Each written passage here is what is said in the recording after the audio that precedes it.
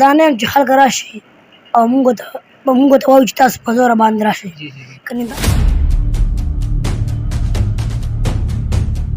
صحابو ته چې به پته ولګه چې دا سنت دی هغوی به ډارې کول. موږ چې پته موږ به یې پرېږدي په سلام علیک رازق دي.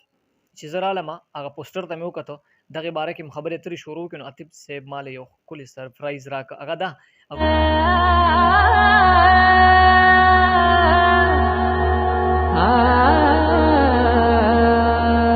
بسم الله الرحمن الرحیم. السلام علیکم ګرانو کتونکو مینوالو، ستاسو سرور عبدالجلال خیرخوا یو وارې بیا ستاسو په درون خدمت کې حاضر دی.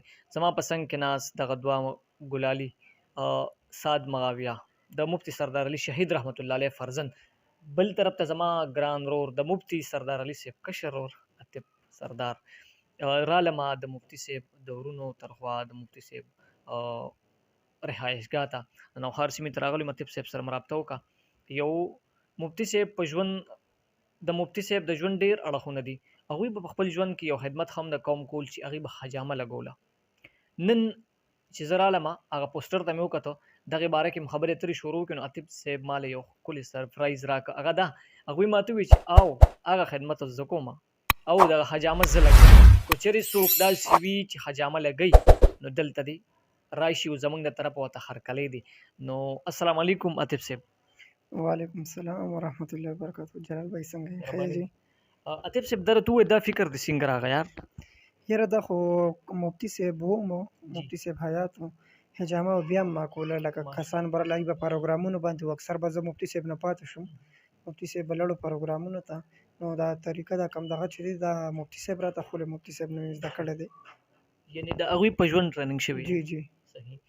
عتیب صاحب دا ته ووایه دلته چې کوم دی مفتي صاحب مبارک له به د کم ځای نه خلک راتلي؟ یاره مفتي صاحب له خو ډېر لرې لرې اسلام آباد ته پنډۍ پورې کسان به راتله. لکه مفتي حجامې سنټر یې د هر ځای کې شته، په هر ځای کې شته دی.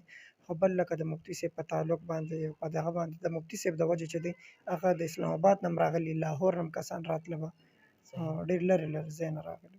بالکل حجامه سنت نبوي صلی الله علیه وسلم دی او په ژوند کې نور هم داسې ډېر عملونه چې سنت وي باید چې موږ یې وکړو نو فایده به راشي. په څنګ کې مې ناست د مفتي سردار علي شهید رحمت الله علیه زوی فرزند، هغوی ته سلام کوم. السلام علیکم. وعلیکم السلام ورحمت الله وبرکاتہ. سعد څنګه یې؟ ژوند ښه دی؟ الحمدلله الله شکر دی. ګلونو دغې کتونکو دغې مینوالو ته د حجامې باره کې څه پیغام لري؟ حجامه دا خو زموږ د پیغمبر صلی الله علیه وسلم سنت هم دی او چې کله صحابه ته به سنتو پته ولګه چې نن زما آقا دا یو کار کړی دی نو ای به روزانه د هغه یو سنت اهتمام ساتلو. د دې نه بیا ورو ورو ورو زیاتېدل. صحابه به چې کله به ورته کم سنت پته ولګېد هغه به بیا کول. صحابو نه یو سنت هم نه دی پاتې شوی. نو موږ له دغه پکار دي صحابو ته چې به پته ولګه چې دا سنت دی هغوی به ډارې کول. موږ چې پته موږ به یې پرېږدي په سلام علیک رازق دي. موږ وایو چې پرېږده موږ له نه دي پکار. څومره چې صرف یوازې حجامه سنت نه دي، دا حجامه هم سنت ده. خو ژوند سره چې څومره تړلي سنت دي موږ له پکار چې انشاءالله په دې باندې عمل کړو، دا سنت ادا کړو. موږ له پې ثواب میلاوي، موږ له پې ګناه نه میلاویږي. صحیح دی انشاءالله موږ ټول ته په دې باندې عمل پکار دی.